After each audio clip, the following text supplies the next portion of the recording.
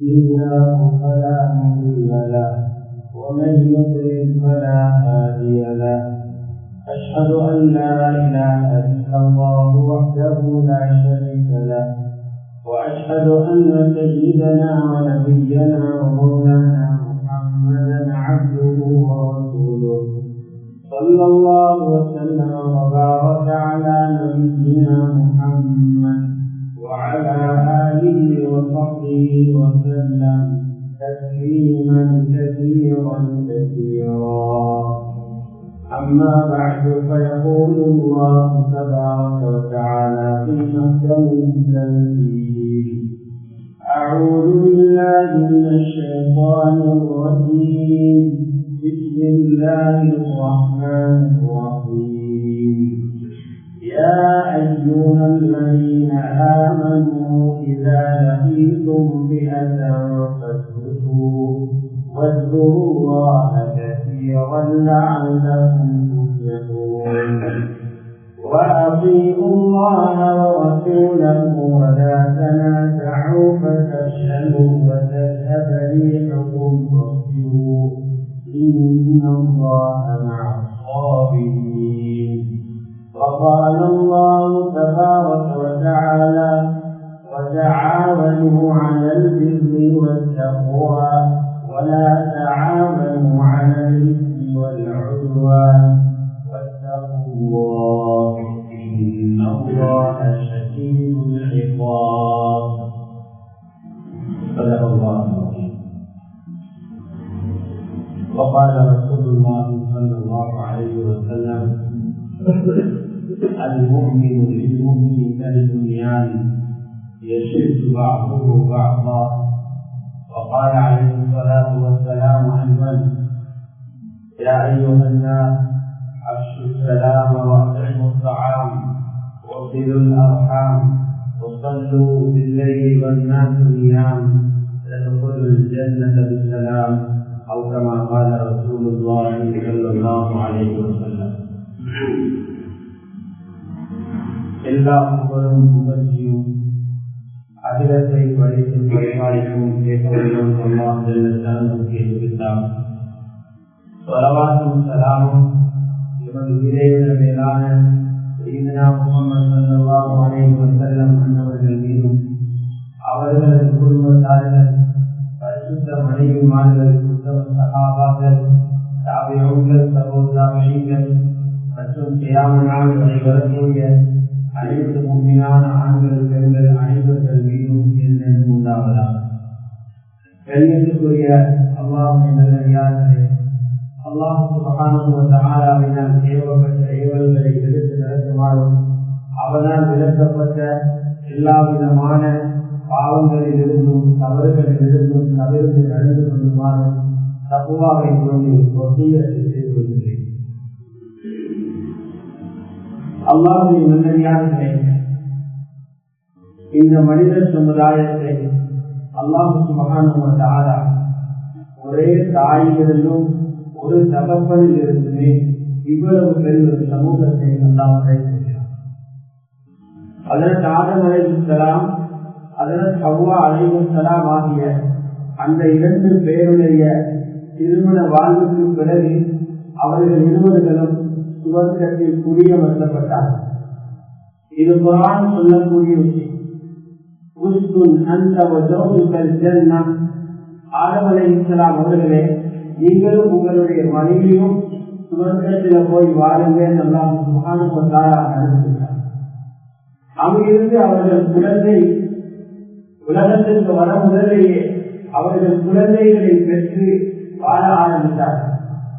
அதிலிருந்து துவங்கி இன்று வரைக்கும் பல கோடி ஆண்களும் பல கோடி பெண்களும் இந்த உலகத்திற்கு வந்து போயிருக்கிறார்கள், இப்பொழுதும் வாழ்ந்து கொண்டிருக்கிறார்கள்.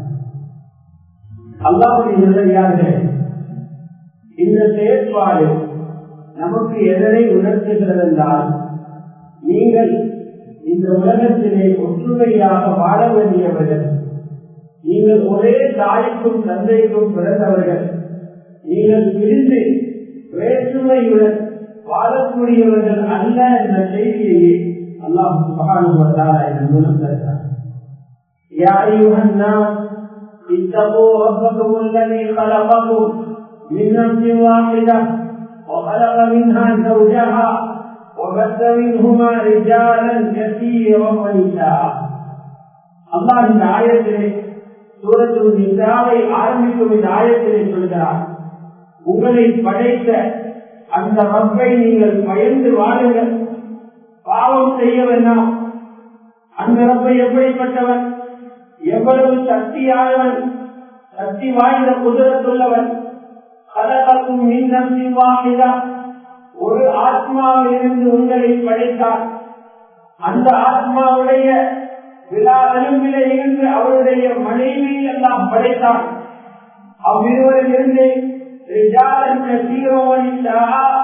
அதிகமான ஆண்களையும் பெண்களையும் படைத்து உலகத்திலே பரப்பி வைத்திருக்கிறார். இந்த ரப்புக்கு நீங்கள் பயந்து வாழுங்கள் எல்லாம் சொல்கிறார். ஒரே தாயிலிருந்தும் ஒரே தந்தையிலிருந்தும் பிறந்தவர்கள் நாம். அதிலிருந்து இன்னும் குறிப்பாக சொல்ல போனால் இந்த உம்மத் ஹஜ்ரத் முஹம்மது ஸல்லல்லாஹு அலைஹி வஸல்லம் அவர்களுடைய உம்மத். இந்த உம்மத்தை யாரும் பிரிக்க முடியாது. கலிமா சொன்ன அனைவர்களும் ஒரே கயிற்றிலே ஒன்று படுவது பரவ ஐநாகும். யாரும் பிரிந்து போக முடியாது. இந்நரம்பும் வாழை உம்மத்துக்கும் வாழையா, அறிந்து கொள்ளுங்கள், உங்களுடைய ரப்பு பலரல்ல, உங்கள் அனைவர்களுடைய ரப்பு ஒன்றுதான். நீங்கள் அனைவர்களும் பல உம்மத்துகளாக பிரியக்கூடியவர்கள் அல்ல, நீங்கள் அனைவர்களும் ஒரு உம்மத்துதான் என்று நபி அலைஹிஸ்ஸலாத்து வஸ்ஸலாம் தன்னுடைய குதுபாவில் சொன்னார்கள். அல்லாஹ்வுடைய நல்லடியார்களே, இருந்தாலும் மனிதனுடைய இயல்பிலே இருக்கக்கூடிய விஷயம் என்பது விடயத்திலும் அடுத்தவர்களை ஏற்றுக்கொள்ளுகின்ற தன்மை மனிதனிடத்திலே குறைவு. தன்னை விட ஏதோ ஒரு ரீதியில் முன்னேறிய மனிதனை காணும்போது அதை தாங்கிக் கொள்ளுகின்ற மனம் பல பேருக்கு கிடையாது. அந்த மனிதனிடத்தில் இருக்கும் ஞானத்தை அதை போற்றி அதை கபூல் செய்து பாராட்டுகின்ற மதிக்கின்ற தன்மை அதிகமான மனிதர்களிடத்திலே கிடையாது. இதனுடைய விளைவாக பல தலைப்புகளிலே முஸ்லிம் சமூகம் பிரிந்து சிதறி போயிருக்கிறது. அரசியல் என்ற தலைப்பில் ஒவ்வொரு நிலத்திற்கும் ஒவ்வொருவர் மாற்றமுள்ள தலைப்பில் அதிலே எத்தனையோ பிரிவுகள், சிந்தனை என்ற தலைப்பில் எத்தனையோ பிரிவுகள். இப்படியாக நிலத்தாலும் மொழியாலும் நாட்டாலும் தேசத்தாலும் கண்டத்தாலும் பிரதேசத்தாலும் பிரிந்து கொண்டு எங்களை விட்டால் ஆளுகளை நாம் மட்டுமே சுவர்க்கம் போக போகிறோம் என்று அவர்களுக்கு யாரோ எழுதி கொடுத்தது போன்று மாற்றத்திக் கொண்டிருக்கிறார். இது முற்றிலும் கிடையாத செயல். இந்த சமூகம் எப்போது ஒற்றுமையாக இருக்குமோ அது வரைக்கும் அல்லாஹ்வுடைய உதவி இந்த உம்மத்திற்கு வந்து கொண்டே இருக்கும். எப்போது எந்த தலைப்பையாவது காரணம் காட்டி இந்த சமூகம் பிரிந்து போயிடுமோ அல்லாஹ்வுடைய உதவி அங்கிருந்து உயர்த்தப்பட்டுவிடும். இதனை ஒரு ஆணையை பல இடங்களில் அல்லாஹ் தெளிவுபடுத்தி இருக்கிறான். அன்பில் ஸல்லல்லாஹு அலைஹி வஸல்லம் தன்னுடைய 23 வருட நுபுவத்துடைய வாழ்க்கையும் இதை சரி செய்து கொண்டே இருந்தார்கள். இறுதி மூச்சு வரைக்கும் செய்து கொண்டே இருந்தார்கள். இதனுடைய பாரதூரமான விளைவை பிரிவினைகளுடைய பாரதூரமான விளைவுகள் எப்பொழுது தெரிய வரும் என்றால், காற்று வீசுவதை போன்று அலைகள் அடிப்பதை போன்று எதிரிகளின் சோதனைகள் வரும்போதுதான் பிரிவினைகளுடைய ஆபத்தை மனிதர்கள் உணர்வார்கள். ஒரு ஆணைய சூரத்துல் அன்பாலை யா அய்யுஹல்லதீன ஆமனூ இதா லகீதும் ஃபியத்தன் ஃபத்குது, ஈமான்தாரிகளே, நீங்கள் யாராவது ஒரு பிரிவினரை சந்தித்தால், எதிர்கொள்ள நேர்ந்தால் அதிலே உறுதியாக இருங்கள். அல்லாஹ்வை அதிகமாக திக்ர் செய்யுங்கள், வெற்றி பெறுவீர்கள் என்கிறார். அங்கிருந்து 2 பாடல்கள் கற்றுத்தரப்படுகிறது. வெற்றி அடைவதற்கு 2 வழிகள். முதலாவது, உங்களுக்கிடையே நெருக்கமான உறவை பேணிக் கொள்ளுங்கள். உங்களுக்கு இடையிலே நெருக்கமான உறவை பேணிக் கொள்ளுங்கள்.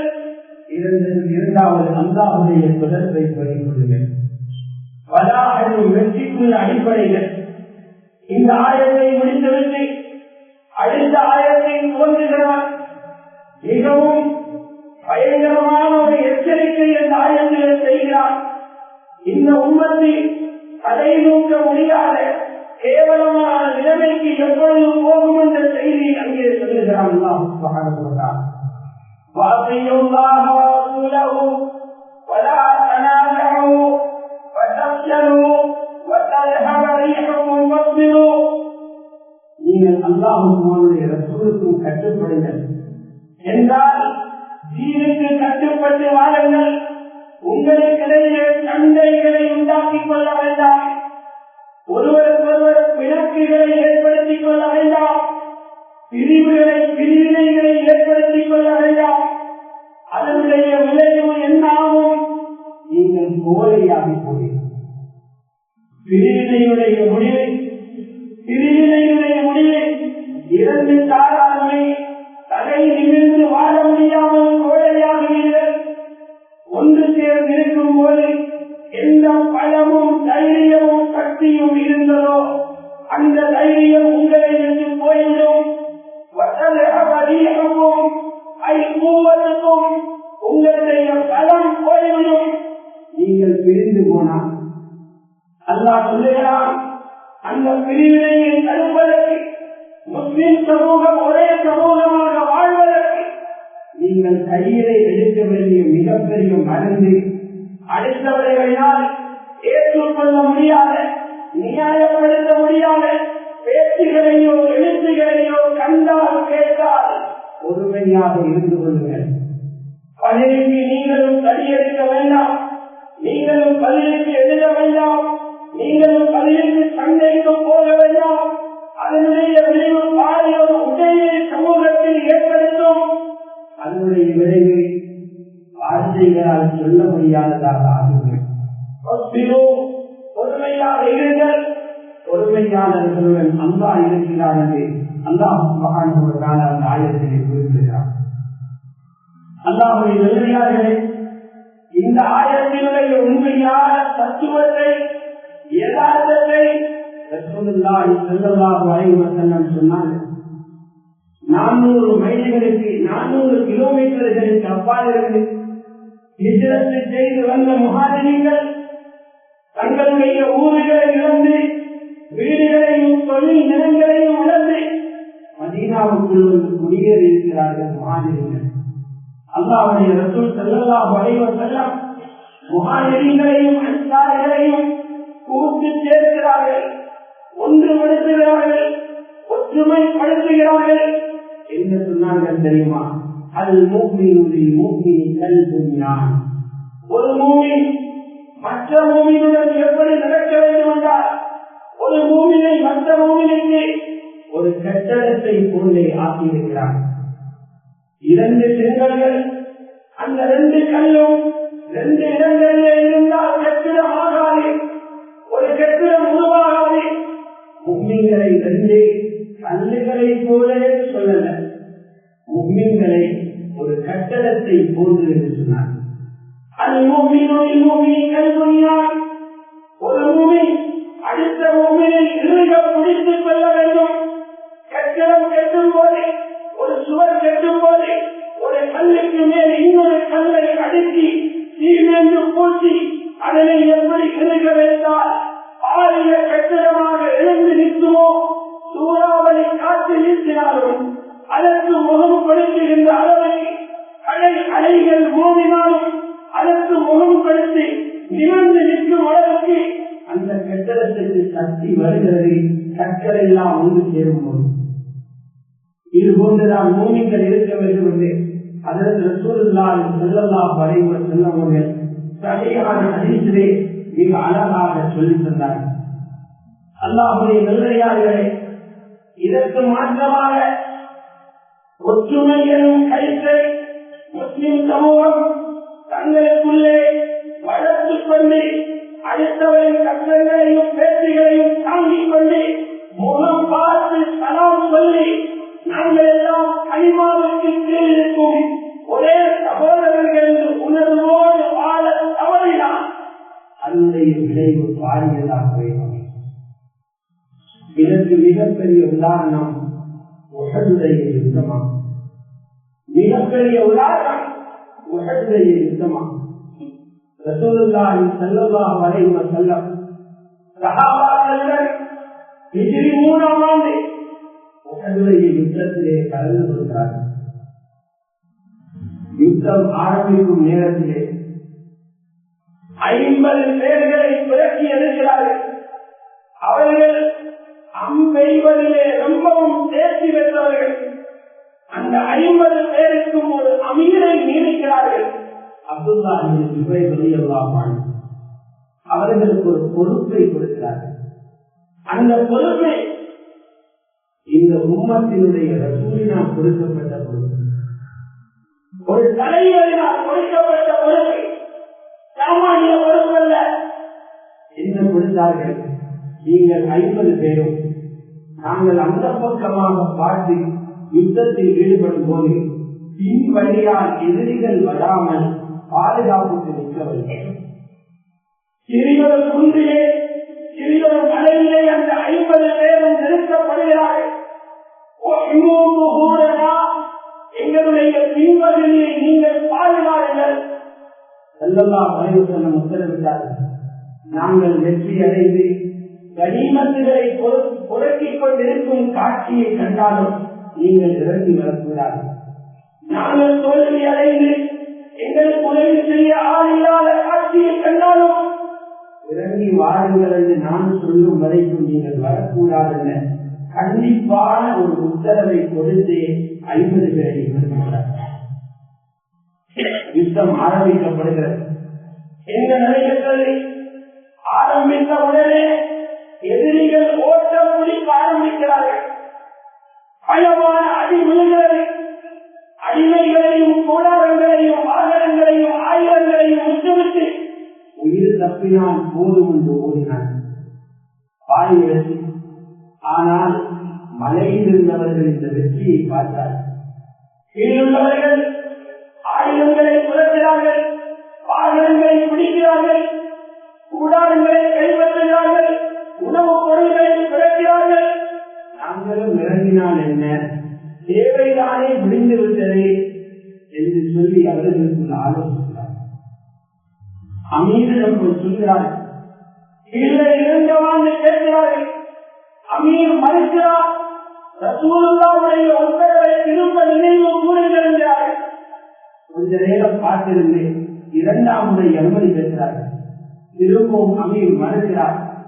3வது முறை அமீரின் உத்தரவு இல்லாமலேயே இல்லாமலேயே ரசூலுடைய சொல்லை அவர்கள் வேறொரு விதமாக விளங்கிக் கொண்டார்கள். சண்டை நடக்கும் வரைதான் பாதுகாப்பு என்றவர்கள் புரிந்து கொண்டார்கள். 8 பேர்கள் மாத்திரம் அமீருடன் நிற்க 42 பேர் கீழே இறங்கினார்கள். 50 என்ற ஜமாத் 42 வெற்றும் என்று 2ஆக உடைந்து போனார்கள். இந்த உடையினுடைய விளைவை முழு உம்மத்தும் வரலாறாக உணர வேண்டி வந்தது. அதனுடைய காலத்தை இன்று வரை இந்த முஸ்லிம் சமூகம் கண்ணீருடனே நோக்க வேண்டியிருக்கிறது. முடிவு என்ன நடந்தது? ஓடி சென்ற எதிரிகளின் கண்களில் இந்த படையின் மற்றும் பார்வை திரும்பியது. காலிதில் வழி அப்பொழுது முஸ்லிம் அல்ல, அவர்களின் குதிரை வீரர்களின் தலைவலியாக வந்திருந்தார். அவருடைய கண்களில் படுகிறது. இங்கிருந்த பிரமாண்டமான கூட்டம் சிறு கூட்டமாக குறைந்திருக்கிறது. இந்த வழியால் புகுந்தால் வெற்றியை தோல்வியாக மாற்றி அமைக்கலாம் என்ற ஆலோசனை சொல்கிறார். அந்த வழியை கூறுகிறார்கள். மலையில் இருந்த 8 பேரும் ஷஹீதாக வருகிறார்கள். 70 முஸ்லிம்கள் ஷஹீதாக்கப்படுகிறார். இன்னொரு யுத்தத்திலும் காயப்படாத ரசூலுல்லாஹுடைய முகத்திலே 3 இடங்களில் காயம். பல்லு உடைக்கப்படுகிறது. கன்னத்திலிருந்து கவசத்தின் அந்த கம்பிகள் கன்னத்திலே பாய்கிறது. நெத்தியும் உடைக்கப்படுகிறது. வலது கையாக இருந்த ஹம்சா ரலியல்லாஹு அன்ஹு அவர்களும் ஷஹீதாக்கப்பட்டு அவர்களுடைய உடம்பெல்லாம் அறுத்து சித்திரவதை செய்யப்படுகிறது. இவ்வளவு ஒரு கவலையான ஒரு நிகழ்வாக மாறுகிறது. அல்லாஹ்வுடைய நல்லடியார்களே, இந்த உலகிலே இருந்து ஏராளமான படிப்பினைகளும் பாடங்களும் முஸ்லிம் சமூகத்திற்கு கொடுக்கப்படுகிறது. அதில் முக்கியமான ஒரு பாடம் தான் முஸ்லிம் சமூகம் தலையை நோக்கி கட்டுப்பட்டு அவர்களுடைய ஏவல்களை புரிந்து அவர்களுடைய சிந்தனையின் கவலையும் புரிந்து அதற்கு ஒத்துழைப்பு கொடுக்காவிட்டால் மாறு செய்தவர்கள் மட்டுமல்ல, ஒரு சமூகமும் சேர்ந்து கண்ணீர் சிந்த வேண்டி வரும் என்ற ஒரு பாடத்தை உங்களுடைய மைதானத்தில் அல்லாஹ் எங்கெல்லாம் எந்தெந்த காலங்களில் எல்லாம் முஸ்லிம்கள் நினைத்த பாதைகளில் பயணிக்க ஆரம்பித்தார்களோ ஒன்றாக அவர்கள் ஒன்றிணையாமல் பிரிந்து போனார்களோ அங்கெல்லாம் முஸ்லிம்கள் பொருளாதாரத்திலும் விழுந்தார்கள், கல்வியிலும் விழுந்தார்கள், அதிகாரத்திலும் விழுந்தார்கள். எல்லா ரீதியிலும் முஸ்லிம்கள் அங்கு தோற்று போனார்கள். நபி அலைஹிஸ்ஸலாம் அவர்களுடையும் சஹாபாக்களுடையும் காலத்தில் இருந்த வேகமான முன்னேற்றத்தை மக்களே 1,00,000 பேர்களை வைத்து இஸ்லாம் என்னும் பெயரை சூடி தலைவர் செயலாளர் போட்டு ஆரம்பித்த ஒரு மாற்றமல்ல இஸ்லாம். ஒருவர், 2, 3 பேர், 4 பேர் பயந்து அதில் அரசனுடைய வீட்டிலே ஆரம்பித்துள்ளார். அங்கிருந்து மதீனாவுக்கு பயணமாகி மதீனாவிலே இருந்து இஸ்லாம் கிராமங்களுக்கு வேகமாக முறையோடி ரசூலுல்லாஹுடைய இறுதி பயணத்திலே சபரிலே ஷாம் தேசத்திலும் கால் விட்டார்கள். சவுதி அரேபியாவுக்கும் ஷாமுக்கும் இடையிலுள்ள எல்லையான சமூகத்திற்கு இறுதியான யுத்தத்தை, இறுதியான சபரை ரசூலுல்லாஹி ஸல்லல்லாஹு அலைஹி வஸல்லம் செய்து ஷாமிலேயும் அவர்களுடைய வெற்றியை ஆரம்பித்து வைத்திருந்தார். அப்பொழுது எல்லா முஸ்லிம்களும் ஒற்றுமையாக முஹப்பத்தாக முஹாஜிரும் அன்சாரும் முஹாஜிர் அன்சாருங்களை மறந்து முஸ்லிம் என்று ஆனார்கள். மதீனாவுக்குள்ள இருந்த அவுசும் ஹஜ்ரஜும் அவுசி ஹஜ்ரஜி என்பதை மறந்து முஸ்லிம் என்று சிந்தித்தார்கள். வெற்றி தொடர்ந்தது. அதற்கு உமர் ரலியல்லாஹு அன்ஹுடைய காலத்தில் முழு ஷாமும் லா இலாஹ இல்லல்லாஹ் என்று வருகிறது. அதற்கு உஸ்மான் ரலியல்லாஹுடைய காலத்தில் இந்தியாவின் எல்லை வரைக்கும் கல்மா வருகிறது. ஆப்பிரிக்காவை தாண்டி ஐரோப்பாவுக்குள் இஸ்லாம் நுழைகிறது. வெற்றிவாகை சூடிக்கொண்டே இருந்தார். அதற்கு உஸ்மான் ரலியல்லாஹுடைய கடைசி 6 வருடங்கள் இந்த காலத்திலே முஸ்லிம்களுக்குள் பிளவு வருகிறது. முகம் திருப்பப்படுகிறது. எப்பொழுது முஸ்லிம்களுக்குள்ளே ஆட்சியின் தலைப்பிலும் வேறு தலைப்பிலும் அவர்களுக்குள் முரண்பாட்டை உண்டாக்கி அந்த அமீருல் முஃமினீனுக்கு எதிரான கிளர்ச்சிகள் கிளறவிடப்பட்டதோ முன்னேறி சென்ற பயணம் அப்படியே நின்றுவிட்டது.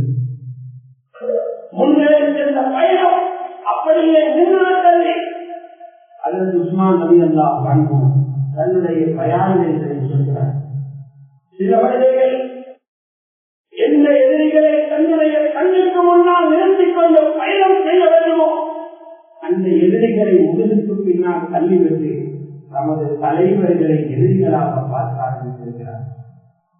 குரானிலிருந்து இந்தியாவின் எல்லையிலிருந்து முன்னோக்கி தாவத்துடைய பயணம் போக வேண்டிய முஸ்லிம்கள் அங்கிருந்து கவனத்தை திருப்பி மீண்டும் மதீனாவுக்கு வருகிறார்கள். அதற்கு உஸ்மான் கண்ணீர் மறுத்து பேசினார். வேற்றுமை என்பது எவ்வளவு பெரிய ஒரு பாதையை தடுத்து நிறுத்தியிருக்கிறது. எவ்வளவு பெரிய ஒரு வாரம் போலே பாதையை தடுத்து நிறுத்தியிருக்கிறது. எவ்வளவு பெரிய ஒரு படிப்பினை இங்கே ஏற்படுத்தி தரப்பட்டிருக்கிறது. அல்லாஹ்வுடைய நல்லடியார்களே, ஆகவே முஸ்லிம் சமூகம் எப்பொழுதும் லா இலாஹ இல்லல்லாஹ் என்ற கலிமாவின் கீழ் ஒன்றுபடுவது அவர்களின் மீது கட்டாய கடமையாகும். தொழுகை எப்படி பரந்து அழியோ, நோன்பும் ஜகாத்தும் எப்படி பரந்து அழியோ, இதுபோன்று முஸ்லிம்கள் சக்தியின் மீது ஒன்றுபடுவதும் பரந்து அழியாம். சிலர் நினைப்பார்கள் ஒற்றுமை என்ற கருத்தை சிலர் தவறாக புரிகிறார். அப்படின்னா நாங்க இருந்ததெல்லாம் விட்டுட்டு இன்னொருவரோட போய் சேர்ந்து கொள்ளலாம். இவருடைய அடிப்படையிலே பார்த்தால் சாவி மனிதரை விட்டுட்டு நாங்கள் அப்படி ஹனபியோடு போய் சேர்றதா அல்லது இன்னொருவரோட சேர்றதா? இல்ல, ஹனபியாக இருக்கட்டும், நாங்கள் சாவியாக தான் இருப்போம். அப்படின்னால நாங்கள் அடை கோட்பாட்டை விட்டு இன்னொரு அசீலாவுக்கு போய்விடுவதா? அதுதான் ஒற்றுமை என்று கேட்கிறார்கள். இல்லை, நாங்கள் அஷ்டரிதான், மற்றவர்கள் அவர்கள் தேர்ந்தெடுத்த சரியென்று கண்டதில் அவர்கள் இருக்கிறோம். அதை மாற்றுவது அல்ல, அதுக்கு பேரல்ல. எல்லா ஊர்களையும் எழுதி ஒரு ஊருக்குள்ள ஒற்றுமை இல்லை, அந்தந்த ஊரிலே இருந்து கொள்ளுங்கள். அப்படி சொல்லவே இல்லை. இவர்கள் ஒற்றுமையின் கருத்தை புரியாதவர்கள். நாங்கள் சொல்கிறோம் சஹாபாக்கள் ஒற்றுமையாக இருந்தார்கள். அதற்காக முஹாஜிர்கள் எல்லாம் நாங்கள் முஹாஜிர் அல்ல, ஒற்றுமையாகிட்டோம், நாங்கள் அன்சாரி ஆகிட்டோம் என்று சொல்லுங்க. முஹாஜிர் தான், அன்சாரி தான். அவரும் கலரும் 28 வருடம் என்ற யுத்தம் செய்தார்கள். ரசூலுல்லாஹ் ஒற்றுமைப்படுத்தினார்கள். அதுக்காக அவுசல்லம் ஹஜரதாகி ஹஜரதில்லம் அவுசாகல்ல, அவுசி தான் ஹஜரதி தான். ஒற்றுமை அர்த்தம் என்னவென்றால் முஸ்லிம் சமூகத்திற்கென்ற ஒரு தேவை வரும்போது அந்த கொடிக்கு கீழ் அனைவர்கள் ஒன்றிணைவதை. ஒற்றுமையின் இரண்டாவது அடையாளம் என்ன? ஒற்றுமையின் இரண்டாவது அடையாளம் முஸ்லிம் சமூகத்திற்கு சோதனை வரும்போது, முஸ்லிம் சமூகத்திற்கு ஆபத்து வரும்போது, நெருக்கடி வரும்போது அந்த நேரத்தில் குளிர் காயாக இருந்தார். முஸ்லிம்களுக்கு நெருக்கடி வந்து அடைந்து கொண்டிருக்கும் போது குளிர் காய்வதை, இதுதான் ஒற்றுமைக்கு செய்கிற அநியாயம். மதீனாவில் இருந்து கொண்டே அப்துல்லாஹின் உபை இந்த வேலையை கற்பார். முன்கப்பிலே வந்து தொழிலார் பட்டியலின் நோயிலே முன்கப்பிலே தொழில் அப்துல்லாஹின் உபை. பாமர முஸ்லிம்கள் அவனை முஃமின் என்றே நினைத்துக் கொண்டிருந்தார். ஆனால் பச்ச முனாஃபிக்காக இருந்தார், முனாஃபிக்குகளுடைய தலைவராக இருந்தார். இவர் என்ன செய்தார்? ரசூலுல்லாஹ்வை பதிலில் இருப்பார். யுத்தங்களுக்கு கூட ஸல்லல்லாஹு அலைஹி வஸல்லம் அவர்கள் போயிருக்கிறார்.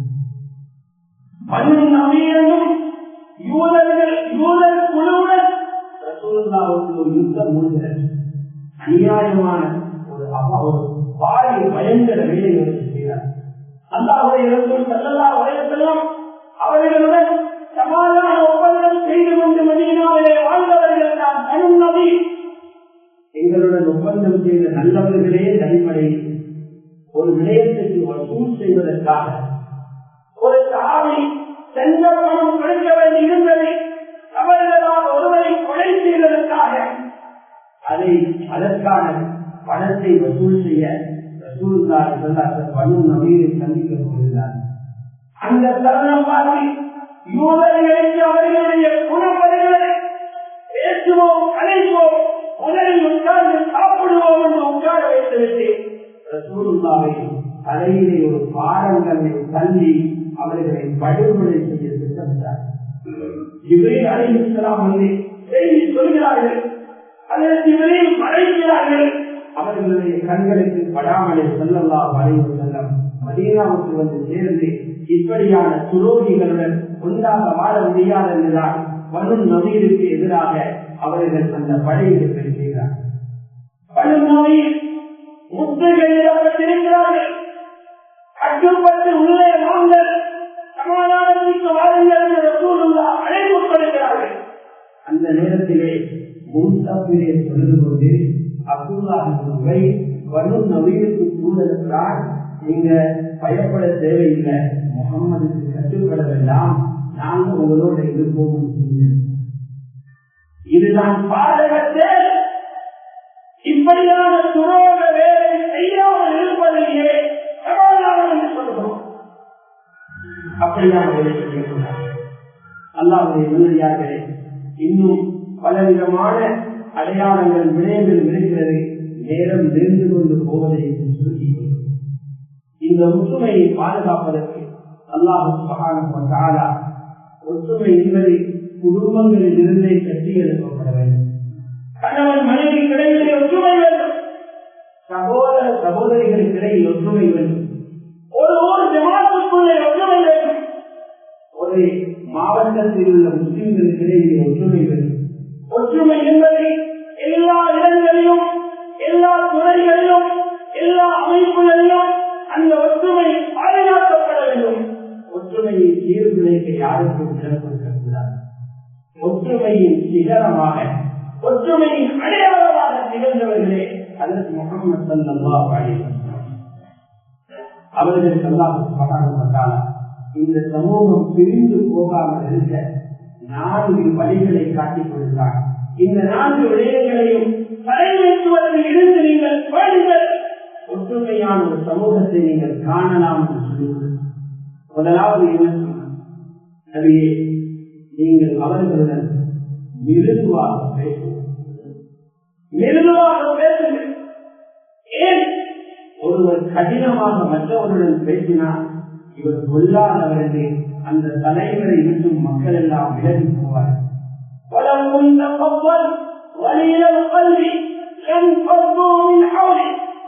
மிருதுவாக பேசுங்கள். இரண்டாவது சொல்லிக் கொடுத்தார், தவறுகள் நடந்தால் தவறுகளை தூக்கி பிடிக்க வேண்டாம், தவறுகளை மக்களிடத்திலே பகிரங்கப்படுத்த வேண்டாம், மன்னித்து விடுங்கள்.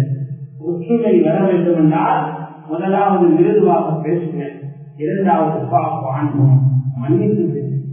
அதற்கு மேலால் இன்னொரு வேலையை செய்யுங்கள். உங்களுக்கு தவறு இழைத்தவருக்காக நீங்கள் எதிர்பார்க்க விசேடமாக தகத்திலே அவருக்காக துஆ செய்யுங்கள். யார் உங்களை ஏற்றினாரோ, யார் உங்களை திட்டினாரோ, யார் உங்களை மானவங்கப்படுத்தினாரோ, யார் உங்களின் மீது அவளோடு சொன்னாரோ அவருக்காக இஸ்திக்பார் அல்லாஹ். நான்காவது சொல்கிறார், எந்த விடயத்தையும் ஆலோசனை செய்து கொள்ளுங்கள். மஷூராவின் அடிப்படையில் காரியங்களை செய்யும் போது எங்களிடமும் கேட்டுத்தான் செய்கிறார்கள். அந்த உள்ள ஒற்றுமை ஏற்படும். இந்த 4 விஷயங்களும் ஒரு சமூகத்தை ஒற்றுமைப்படுத்துவதற்கான மருந்துகளாக அறிஞர்களால் குர்ஆனிலிருந்து கண்டுபிடிக்கப்பட்டது. அல்லாஹ்வுடைய நல்லடியார்களே, ஆகவே ஒரு ஒற்றுமையான சமூகமாக வாழ்வோம்.